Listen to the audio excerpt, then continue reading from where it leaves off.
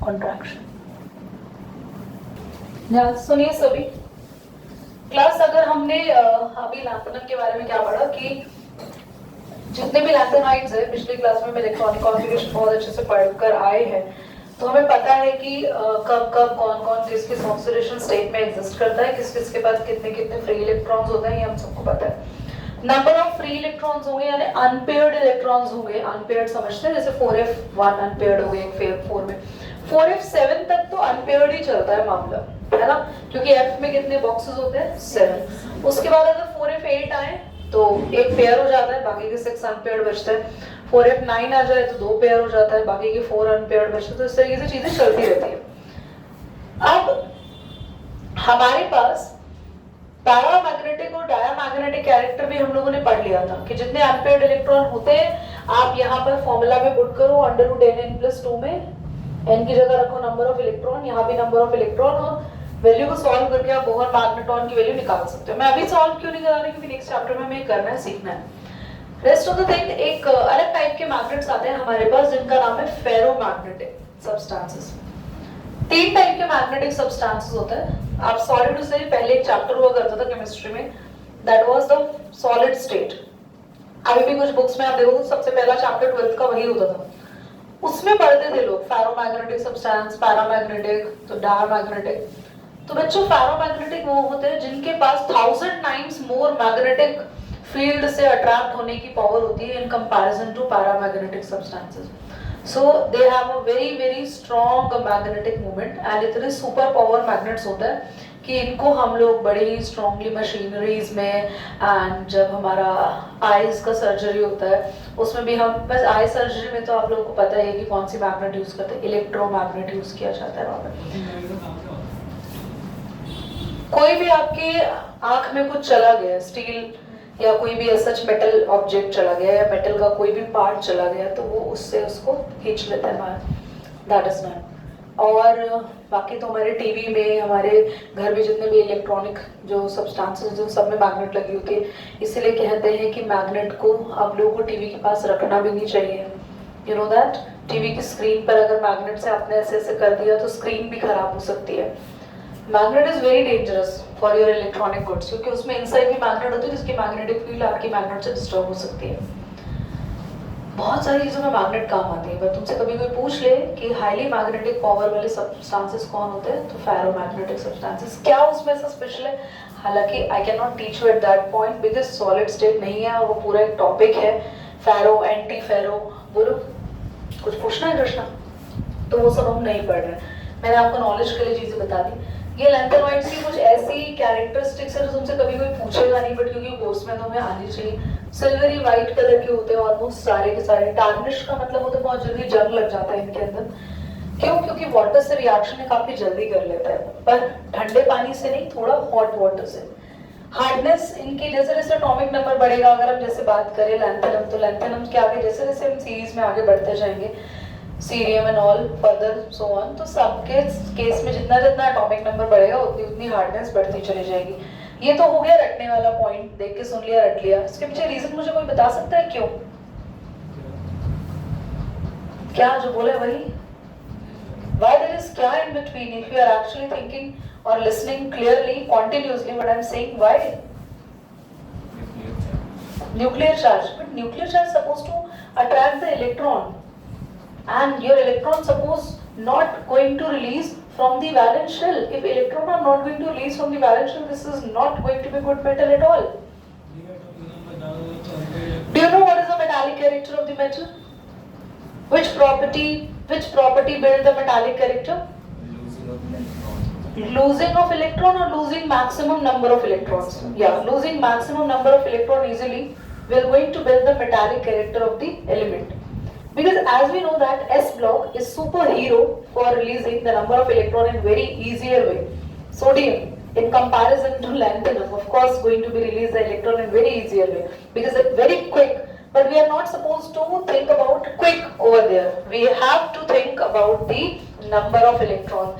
The maximum number of electron an element could able to release, the maximum metallic character of an element could able to build. समझ में आया? So the most metallic element will going to release the most number of electrons, right? But most reactive metal going to release the electron very quickly. That's why S block comes in the category of having most reactive elements. But D block comes in the category of harder elements, harder metals. Because D block are not supposed to release the electron very quickly, but D block are supposed to release the electron very enormously. The number of electrons are going to release by the D block, and the F block is quite more comparison to any other block. That's why it is going to contain the metal which is quite harder in nature. And as compared to D block, the F block will have the more harder number of the metallic character element. Why? Because D block in comparison to D block, F block have the more number of electron in their valence number of shells. So क्या मैं ज़्यादा देर तक English बोल रही क्या? सुन रहे, समझ में आ रहा है? हिंदी पे आ जाए? चलो वापस हिंदी पे आए. अगर हम D ब्लॉक पे कंपैरिजन करें F ब्लॉक में, तो F ब्लॉक में नंबर ऑफ इलेक्ट्रॉन्स थोड़े से ज्यादा होते हैं. ज्यादा नंबर ऑफ इलेक्ट्रॉन होंगे, ज्यादा नंबर ऑफ इलेक्ट्रॉन्स रिलीज होंगे. ज्यादा नंबर ऑफ इलेक्ट्रॉन रिलीज होंगे तो और ज्यादा मेटालिक कैरेक्टर होगा. तो D से भी कंपैरिजन करें तो हार्डनेस थोड़ी सी F ब्लॉक में ज्यादा रहती है ना? सही बोल रही हूँ मैं? बिल्कुल सही बोल रही हूँ. पर इस प्रॉपर्टी को एक प्रॉपर्टी है जो हिंडर्स कर रही है. जल्दी बोल दो. D ब्लॉक के ज्यादा इलेक्ट्रॉन है F ब्लॉक में, क्योंकि F में क्या हो रहा है? 14 तक इलेक्ट्रॉन जाएंगे, ज्यादा नंबर ऑफ अनपेयर्ड होंगे, ज्यादा रिलीज होंगे इलेक्ट्रॉन बाहर. पर एक प्रॉब्लम आ गई है. हाँ राइट. और कुछ कॉन्ट्रैक्शन. राइट वर्ड वैसे शील्डिंग इफेक्ट है. हाँ बोलो. Lanthanoid contraction. तो घुमा फिरा के पॉइंट यहाँ पर ये आ जाता है. इसीलिए हार्डर एलिमेंट्स किनके पास होते हैं? डी के पास. इवेंचुअली होने किसके पास चाहिए थे? और वहां पर क्या हो गया? Higher nuclear charge due to lesser number of electron going to release outside because of more shielding effect built in by the nucleus, which is overpowered by the shielding effect of the F sub shell. समझ में आया? ठीक है. कभी ऐसा होता है मैं कंटिन्यूस बोल रही हूँ, make me stop over there. ठीक है. मुझे अच्छा लगता है, पता नहीं क्यों इसमें कंटिन्यू फ्लो में मुझे ऐसा लगता है मैं ज्यादा अपने दिमाग को खोल पा रही हूँ उस लैंग्वेज में अंदर. It is just because it depends upon the listeners. If the listeners are good, तो automatically the language are going to coming out. सभी बैचेस में ऐसा नहीं होता कमाल, क्योंकि वहाँ मुझे एक लाइन के बाद समझ में आ जाता है कि फ्लैट जा रहा है मामला. So I need to come to Hindi. Okay. Now all combine easily with hydrogen. Quite obvious. Hydrogen is an electron seeker. जिसको इलेक्ट्रॉन चाहिए वो सब आएंगे लैंथेनम के पास. ठीक है. They can also combine with the halides, halogens, है ना? They can also form halides. Halides कौन बनाता है? Halogens. Halogens क्या है? Group number 17. ग्रुप नंबर 17 का मुझे ग्रुप पूरा बता देंगे लक्ष्य? Halogens बताएंगे? कोई एक या दो halogens बता दो, मैं खुश हो जाऊंगी. तुमने halogens नहीं बताया ना आज, तो बहुत गड़बड़ हो जाएगा. Halogens. मैं एक halogen बता दूं, हिंट दे दूं, तुम्हें पता चल जाएंगे बाकी. एस्पार्टीन.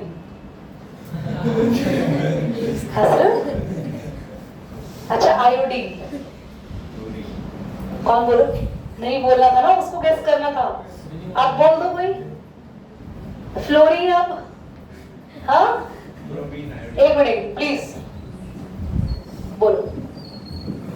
ब्रोमीन, क्लोरीन, आयोडीन, ये सारे क्या है? हैलोजेंस है. ठीक है. Group number 17. हैलोजेंस के साथ कंबाइन क्यों हो रहे हैं? क्योंकि हैलोजेंस के इलेक्ट्रॉन सीकर हैलाइड्स बना रहे हैं. Sulphur comes in the family of oxygen family. Oxygen sulphur टेलेरियम, polonium. बेटा पोलोनियम क्या है पता है? पोलोनियम की न्यूज नहीं सुनी तुम लोगों ने? By any time the polonium will come out in the river Ganga. Do you know that? Radioactive element. Yeah, because there is something which you are not aware of.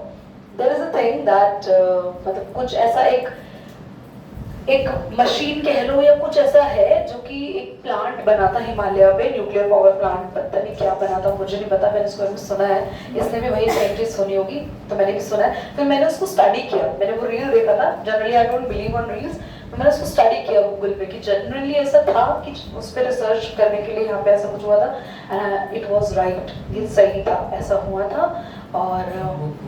और वो खो गया। हाँ, वहाँ पे ना कोई स्टॉर्म आया, वो खो गया, और वो कह रहे कभी भी अगर वो फट गया ना तो like all the glaciers of the Ganga are having the polonium and I don't know what will happen, severe deaths. Anyway, हमारे घर गंगा का ही पानी आता है, तुम्हारे यहाँ आता है ना, हमारे यहाँ आता है, पाप खत्म हो जाएगा, सब खत्म हो जाएगा। नहीं, आ जाओ इधर आ जाओ, तुम्हारे पाप और पुण्य के रिजल्ट आने वाले हैं अगले साल 12th में,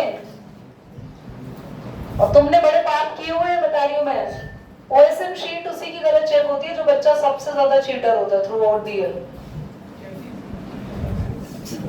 When the water reaction is very slow, पानी के साथ स्लो रिएक्ट करता है, पर अगर हम हॉट वाटर साफ करेंगे तो बहुत जल्दी से लिथियम हाइड्रोक्साइड बनाएगा, और ये हाइड्रोजन लिबरेट करता है डाइल्यूट एसिड के साथ। डाइल्यूट एसिड के साथ तो हाइड्रोजन बहुत सारे मेटल्स लिबरेट करते हैं। आप सबने कहाँ पढ़ा था, जल्दी बोलो, इलेक्ट्रोकेमिकल सीरीज कब पढ़ा था हमने? रिडॉक्स रिएक्शन में हमने पढ़ा था ना, मैं बताऊंगा, मैंने पढ़ाया था ना, मैं अपने आप को बता रही हूँ, मैंने पढ़ा है, तुमने कुछ पढ़ा याद नहीं आता। याद रखना, मेटल्स हमेशा एसिड के साथ कौन सी गैस लिबरेट करते हैं? Hydrogen gas liberate. 10th में तो पढ़ा है तुम लोगों ने। चलो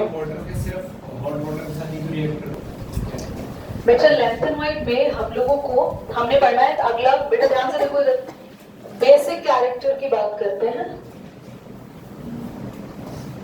ये सारे है ना, जितने भी सीरियम से लेके ल्यूटेटियम तक एलिमेंट है ना, सभी के सभी अपना हाइड्रोक्साइड बनाते हैं, CuOH होल थ्राइस, और LuOH होल थ्राइस भी बनाते हैं। जैसे जैसे आप सीरीज में आगे बढ़ते हो, due to decrease in atomic size, their basic character decreases. मैंने तुम्हें ये तो बता दिया, एटॉमिक साइज डिक्रीज होने से बेसिक कैरेक्टर डिक्रीज होता है। क्या मुझे कोई रीजन बताएगा मैंने क्यों लिखा है?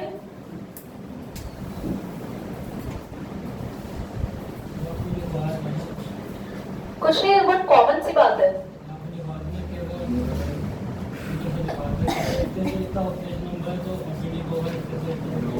वो तो हमने डी ब्लॉक में बात की थी। यहाँ पे क्या है? सिंपल सा लॉजिक है, बेसिसिटी। हाँ, सोचो उससे क्या दिक्कत हो रही है? फिर अनपेयर्ड कम हो गई, कुछ भी बोल रहे हैं हम लोग। एक लॉजिकल रीजन की बात करो। बेसिक कैरेक्टर यानी बेसिसिटी का मतलब क्या होता है? Why we call a hydroxide basic or not basic? The basic hydroxide or basic oxide is the oxide which can easily donate the number of electron from its complex. Now what happened?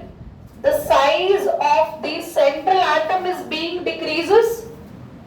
So if the size of the central atom is decreases, so up to this the size become quite shorter, smaller. Shorter is not a good word. So if the size becomes smaller, the nuclear power is very high. So it will not going to release any of the electron from its complex. Quite obvious.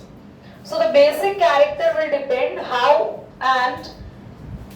easily as well as and how eagerly the compound is able to release the electron.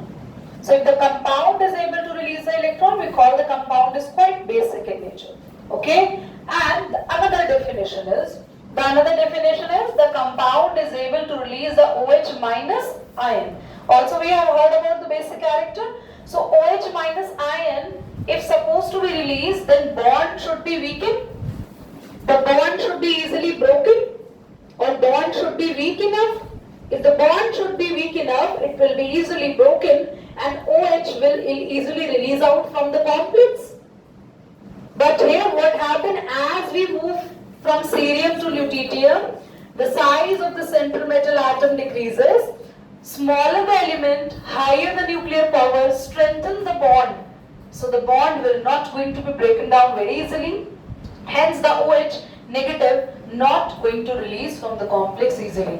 So please, it is going to be clear to everybody that why the hydroxide nature is having the basic nature, but why this basic nature is quite going to reducing while moving from this side to that series. It is just because of the nuclear size, nuclear power increases. Second thing, if you compare these hydroxide from aluminium hydroxide or calcium hydroxide,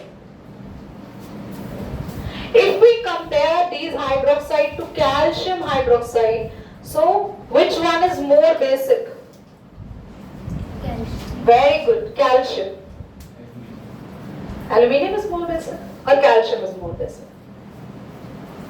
Aluminium. Why aluminium is more basic?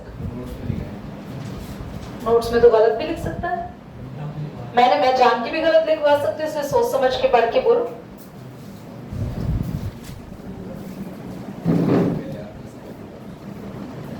आप aluminium hydroxide की बात करें, aluminium में ज्यादा OH है, okay, calcium में कम OH है, okay, कोई और रीजन? तो फिर एल्यूमिनियम में 3 है, इनके पास भी तो 3 ही OH है। मैंने इन दोनों को कंपैरिजन थोड़ी लिख पाया, मैंने आपको कंपैरिजन लिखवाया था। द बेसिक कैरेक्टर, हाँ, द स्ट्रॉन्गर बेस, हाँ, मैं रीजन नहीं बोल रही हूँ, मैंने क्या लिखवाया था क्योंकि तुम्हें सब पता चलता है। एल्यूमिनियम हाइड्रोक्साइड से स्ट्रॉन्गर बेस होंगे या वीकर बेस होंगे? पढ़ के बोलो, मुझे क्यों बता दो। Listen, aluminium is the P block, very good Krishna, and this one is the F block. F block comes from which block? So actually we know that D block से तो छोटा होता है P block, तो फिर ये तो बिल्कुल भी OH रिलीज नहीं करेगा और ज्यादा इसकी न्यूक्लियर पावर हायर होगी, इसीलिए ये वाला स्ट्रॉन्ग बेस होगा और ये नहीं होगा। इन दोनों के कंपैरिजन में ये इसका साइज क्या होगा? छोटा, बड़ा हो जाएगा, ये जल्दी रिलीज करेगा OH, इसके कंपैरिजन में तो ये मोर बेसिक होगा। इन दोनों के कंपैरिजन में this one is less basic और इन दोनों के कंपैरिजन में this one is more basic. Comparison कैसे चल रहा है? ठीक है, समझ आ गया? Now come to lanthanoid contraction, जल्दी से आ जाते हैं, फटाफट से सुन लो प्लीज। है क्लियर हो गया? पक्का? P ब्लॉक से कंपैरिजन करते हैं तो हमारे F ब्लॉक वाले जीत जाते हैं, वो ज्यादा बेसिक होते हैं क्योंकि P ब्लॉक वालों का साइज उनसे कॉरस्पॉन्डिंगली कम होता है। अगर हम, हाँ, सीरियम है, CU लग रहा है आपको, तो वो CU जैसा ही लिखा था मैंने, पता नहीं क्यों। नाउ अब हम बात करते हैं, क्या हो गया? तुम दोनों दूसरे को देख के इशारों में क्या पूछ रहे हो? हाँ, तो नहीं, वो उसको देख रहा है, ऐसे कर रहा है, वो भी ऐसे कर रहा है, क्या है? चलो, मैं तुम्हें एक बात नहीं, मैं बात नहीं बताऊंगी, फिर बात से हमारा टाइम वेस्ट हो जाएगा। चलो बढ़ते हैं वापस। लैंथेनॉइड कॉन्ट्रैक्शन क्या होता है? जैसे जैसे हम लोग सीरीज में आगे बढ़ते हैं, वैसे वैसे एक एक करके इलेक्ट्रॉन किस में ऐड ऑन होता है? 4f में। मतलब इसका नाम तो कॉन्ट्रैक्शन दे दिया, पर इसमें इतना स्टेडी डिक्रीज नहीं होता साइज। स्टेडी डिक्रीज का मतलब, अगर आप पीरियड नंबर 1 या पीरियड नंबर 1 में तो कुछ है नहीं बेचारे में, खाली पीरियड पड़ा हुआ है, हाइड्रोजन हीलियम, उसके बाद lithium boron, lithium beryllium boron carbon nitrogen oxygen fluorine neon. Period second period में अगर हम लिथियम से भागते हुए नियॉन तक आते हैं, मत देखो इधर आज भैया बस हो गया, लिथियम के बाद आपको बोरोन दिख रहा है, बड़ी खतरनाक हालत है। Now don't go to any astrologer, just read the periodic table in front of any chemistry teacher, she will tell you the result। तो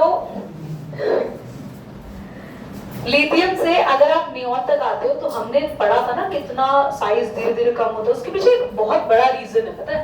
क्योंकि लिथियम बेरिलियम के बाद बीच में जो खाली स्पेस चलता है ना, सीधा इलेक्ट्रॉन फिर किस में हम देखते हैं? P ब्लॉक में आ गया, है ना? तो वहां ना थोड़ा सा स्टेडी डिक्रीज थोड़ा सा ज्यादा रहता है। अच्छा दीदी फिर तो ऐसे तो फिर ठीक है, सेकंड पीरियड छोड़ दो, थर्ड पीरियड छोड़ दो सोडियम वाला, और फिर आप सीधा तीसरे पीरियड में आ जाओ। किसमें? कैल्शियम वाले पीरियड में आ जाओ आप सीधा। हाँ, उसमें पोटेशियम वाले पीरियड में आ जाओ। अगर आप आते हो थर्ड स्कैंडियम वाली सीरीज में आ जाओ जिसमें डी शुरू होता है। इधर देखो स्कैंडियम वाली सीरीज।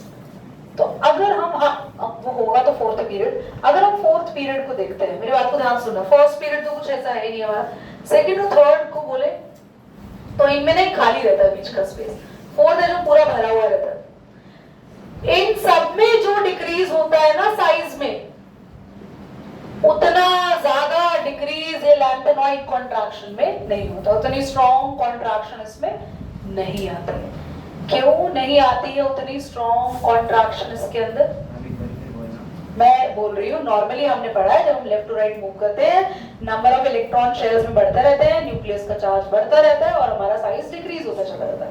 पर हमारी बुक्स ऐसा कह रही है कि लैंथेनॉइड कॉन्ट्रैक्शन जब आती है तो 4f में इलेक्ट्रॉन जब बढ़ने शुरू होते हैं, और 4f क्योंकि ये पोल शील्डिंग इफेक्ट है, न्यूक्लियस के चार्ज को पूरा बाहर फेंक देता है और हमारा जो एटम होता है वो थोड़ा छोटा हो जाता है, पर साइज इतना ज्यादा स्टेडी डिक्रीज नहीं होता। क्यों नहीं होता?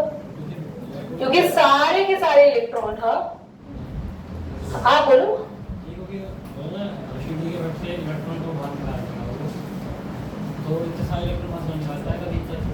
क्योंकि एक्चुअली में ना एफ में शील्डिंग इफेक्ट तो होता है, पर साथ ही एक ही शेल में इतने सारे इलेक्ट्रॉन्स भरे हुए होते हैं, तो थोड़ा सा इलेक्ट्रॉन रिपल्शन इफेक्ट भी थोड़ा सा ओवर पावर करता है, तो इतना ज्यादा साइज हमारा छोटा नहीं हो पाता जितना होना चाहिए था। ठीक है, तो ये रीजन अपने दिमाग में रखना। What is lanthanide contraction? ध्यान से सुनते हैं। lanthanide contraction क्या है? lanthanum के बाद वाले एलिमेंट्स में आनी शुरू होती है। उसमें होता क्या है? 4f के अंदर इलेक्ट्रॉन धीरे धीरे भरते जाते हैं और 4f की शील्डिंग पावर की वजह से इन सारे एलिमेंट का साइज एकदम से डिक्रीज हो जाता है। पर डिक्रीज कैसे होता है? थोड़ा थोड़ा थोड़ा थोड़ा थोड़ा करके डिक्रीज होता है। इसे कहते हैं लैंथेनॉइड कॉन्ट्रैक्शन। लैंथेनॉइड कॉन्ट्रैक्शन से कॉन्सिक्वेंसेस क्या होने लगे? कॉन्सिक्वेंसेस होने लगे कि जो हमारी लैंथेनॉइड कॉन्ट्रैक्शन आई, जिससे हमारे पीरियोडिक टेबल में क्या प्रॉब्लम आई? पीरियोडिक टेबल में फोर्थ पीरियड यानी कि फर्स्ट डी ब्लॉक की सीरीज, स्कैंडियम वाली सीरीज को देखो, सेकंड एंड थर्ड सीरीज को देखो, ये हमारा फोर्थ सीरीज है। फोर्थ में हमारा लैंथेनम आ गया था, है ना? अच्छा, अब आप लोग फर्स्ट से सेकंड सीरीज में जाते हैं डी ब्लॉक में, तो आप देखते हैं कि फर्स्ट सीरीज से बड़ी होती है सेकंड सीरीज। ऐसे ही सेकंड से जब थर्ड में गिरे तो थर्ड सीरीज और बड़ी होनी चाहिए थी, पर बड़ी क्योंकि थर्ड सीरीज में, थर्ड में आके बैठ गया ना, क्योंकि थर्ड में आके बैठ गया लैंथेनम, और लैंथेनम के बाद के जो ये एलिमेंट है, लैंथेनम के बाद के जो एलिमेंट है उससे पहले कौन सा ब्लॉक आ गया? लैंथेनम के बाद होता है हॉफमियम, है ना? यही है ना? लैंथेनम के बाद है हॉफमियम, और लैंथेनम के बाद ये जो हॉफमियम से आगे तक एलिमेंट है, इस दोनों के बीच में कौन आके बैठा हुआ है? पूरा एफ ब्लॉक आके बैठा हुआ है। और एफ ब्लॉक ने क्या करा? साइज को थोड़ा थोड़ा छोटा करना शुरू कर दिया, जिसकी वजह से जब हॉफमियम आया तो उसका साइज इतना बड़ा नहीं हो पाया जितना बड़ा उसको हो जाना चाहिए था। इसलिए पूरी सीरीज थोड़ी छोटी रही और इसलिए एकदम से साइज यहाँ से यहाँ पर इंक्रीज नहीं हो पाया। तो लैंथेनॉइड कॉन्ट्रैक्शन की वजह से पहली प्रॉब्लम या पहला कॉन्सिक्वेंस क्या देखने को आया कि हमारे डी ब्लॉक के अंदर तीनों सीरीज के साइज में स्टेडी इंक्रीज नहीं हुआ। दूसरा, क्योंकि लैंथेनॉइड कॉन्ट्रैक्शन में थोड़ा करके साइज कम होता रहता है, तो इसलिए सारे एलिमेंट ऑलमोस्ट सेम जैसे साइज के दिखते हैं। सुनो ध्यान से सुनना, अगर बहुत साइज कम होता ना, दोबारा सुनना मेरी बात, साइज का बहुत डिफरेंस आता तो आखिरी एलिमेंट इतना छोटा हो चुका होता कि हॉफमियम को यहाँ रखना इम्पॉसिबल हो जाता, उसको सीधा फेंका जाता सीधा पी ब्लॉक से। तो साइज ये भी इंडिकेट कर रहा है कि इसका अगला एलिमेंट इसी सीरीज में बिठाया हमने, ये इंडिकेट कर रहा है कि साइज बहुत छोटा नहीं हो रहा, थोड़ा हर स्टेप पे 1 यूनिट का साइज डिफरेंस आ रहा है, बहुत छोटा डिफरेंस आ रहा है। और इसी वजह से सारे एलिमेंट्स ऑलमोस्ट ऐसा समझ लो, ये है तो सही डिफरेंस, पर ये डिफरेंस ऑलमोस्ट सेम जैसा ही है। तो सारे के सारे एलिमेंट का साइज ऑलमोस्ट थोड़ा सेम ही एक दूसरे से, इसीलिए इन बेचारे एलिमेंट्स को किसी भी केमिस्ट्री के मेथड से जब हम सेपरेटिंग द मिक्सचर्स करते हैं, क्लास 9th में आप लोगों ने पढ़ा नहीं, आप हमारे नए 9th बच्चे पढ़ रहे हैं, जिसमें प्रोसेस होता है crystallisation, fractional distillation, distillation, separating funnel. याद आ रहा है कुछ? नहीं? क्रोमैटोग्राफी नहीं था? Centrifugation, centrifugation, okay. So all these kind of methods that which I am telling you, they are used to separate the things, and इनको separate करने का हमारे पास कोई भी एक easy technique नहीं होती है। I hope आपको consequences भी समझ में आ गए हैं, पक्का चीजें clear हो गई है। Let's move to actinoids fast.